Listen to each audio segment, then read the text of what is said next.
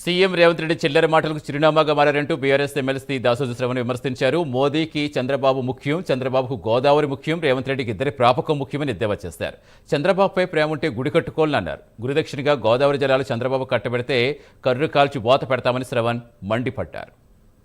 అన్నట్టుగా వ్యవహరిస్తూ ఇవాళ తెలంగాణ ప్రజల నోళ్లలో ముఖ్యంగా మోడీకి చంద్రబాబు అవసరమవుతాడు, చంద్రబాబుకు గోదావరి ముఖ్యమవుతుంది, రేవంత్ రెడ్డికి మాత్రం వాళ్ళ ఇద్దరి ప్రాపకం ముఖ్యం అన్నట్టుగా వ్యవహరిస్తూ ఇవాళ మోడీని నొప్పియద్దు, చంద్రబాబును మెప్పియాల అన్నట్టుగా వ్యవహరిస్తూ ఇవాళ తెలంగాణ ప్రజల నోళ్లలో ముఖ్యంగా గోదావరి కృష్ణా జలాల్లో రావాల్సినటువంటి వాటాను రాబట్టలేక ఒక చేతగానోడి లెక్క ఇవాళ తెలంగాణ పాలిటీ శాపంగా రేవంత్ రెడ్డి గారు మారినరు.